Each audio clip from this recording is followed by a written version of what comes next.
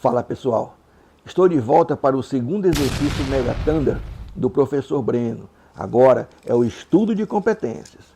Vamos falar sobre como se processa o estudo de competências para identificação do juízo competente a qual a petição inicial deve ser endereçada.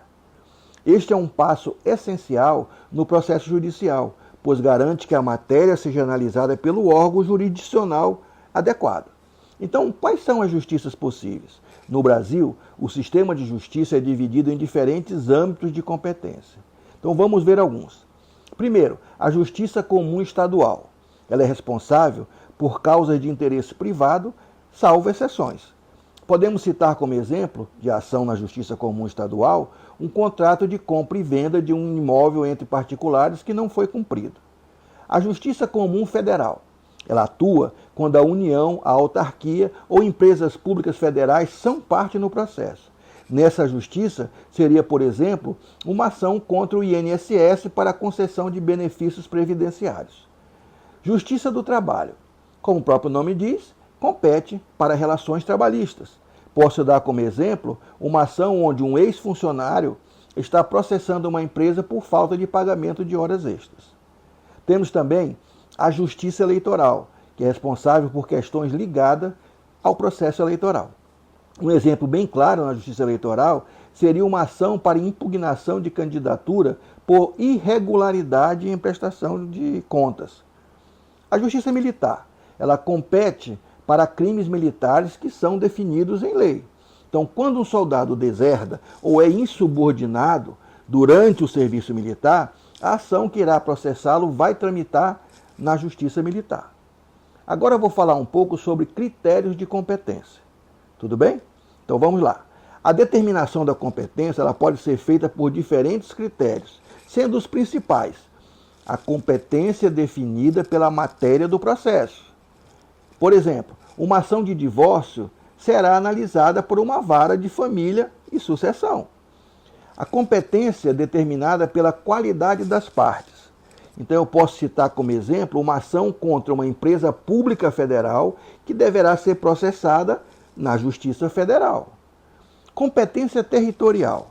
Define o foro adequado com base na localização das partes envolvidas ou dos fatos. Pois bem, um acidente de trânsito em São Paulo deve ser processado na comarca onde ocorreu. Competência funcional em relação à instância ou fase processual. Vejamos, um recurso contra a decisão de um juiz de primeira instância deve ser julgado a nível superior, pelo Tribunal de Justiça ou Tribunal Regional Federal. Vamos agora explicar passo a passo da análise de competências. Primeiro é a identificação da matéria. Então temos que verificar se a ação trata de questão trabalhista, eleitoral, militar ou administrativa, para definir se será endereçada à justiça especializada ou não. Portanto, se temos uma reclamação trabalhista, esta será direcionada à Justiça do Trabalho. Na sequência, temos que verificar se na ação temos como parte a presença da União, de autarquias ou de empresas públicas federais. Caso alguma dessas entidades seja parte, a competência será da Justiça Federal.